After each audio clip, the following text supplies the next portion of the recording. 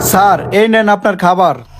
Sir খাবারটা পরে খান, এই লোন 1000 টাকা এটা আগে পকেটে রাখেন। বুঝলাম না, খাবার দিচ্ছ আবার টাকাও দিচ্ছ। বিষয়টা আমি আপনাকে খুলে বলবো, প্লিজ টাকাটা আপনি লুকান। আচ্ছা বলো। 1000 টাকা আপনাকে দিছি, এখান থেকে 500 টাকা দিবেন খাবারের বিল, আর 500 টাকা খাবার শেষে আমাকে বকশিস দিবেন।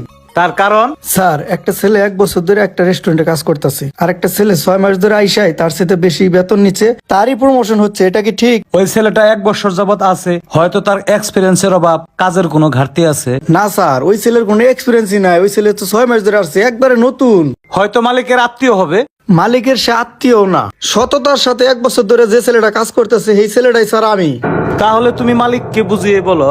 মালিককে বুঝায় বললে হবে না, এই রেস্টুরেন্টটা বিক্রি হয়ে গেছে, নতুন মালিক আজকে আসবে, কাস্টমারকে জিজ্ঞাসা করবে, যে ভালো ব্যবহার করবে কাস্টমারের কাছে শুই না তাকে প্রমোশন দিবে।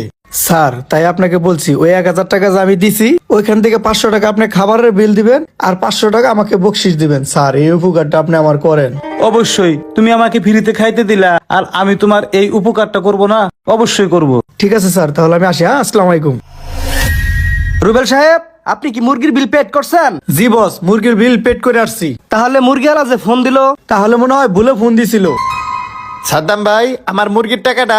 কিরে রুবেল ভাই, আপনার কাছ থেকে মুরগি আনছে কয় কেজি? 20 কেজি। রুবেল সাহেব, আপনি এখানে লেখাইছেন 30 কেজি, আর আমি মুরগি পাইছি 20 কেজি। কে সে টাকা এখন ঠিক মতো বুঝা পাইতেছি না, কারণ কি? আমি কেমনে কমো, ভুলে মনে হয় অন্য জনের টাকা এনে লেখ খেলাইছে, আর ক্যাশের টাকা কই গেছে আমি জানি, আপনি হলেন ম্যানেজার, আপনি তো সব জানেন, আমার জিগান কে? আসসালামু আলাইকুম স্যার। স্যার মানে? উনি এই রেস্টুরেন্টের নতুন মালিক। হ্যাঁ, আমি তোমাদের নতুন মালিক, আর তোমাদের হিসাব আমি বলতেছি কোথায় সমস্যা। আপনি যান ভাই, আপনার টাকা পেয়ে যাবেন। এই ছেলে শোনো, তোমাকে বলি, এই হোটেলের স্টাফ গুলা কেমন সেটা বোঝার জন্যই কিন্তু আজকে আমি কাস্টমার হয়ে আসছি।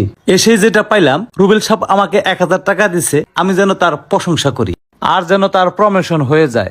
জি স্যার, বুঝতে পারছি, আসলে আমি লোভে পড়ে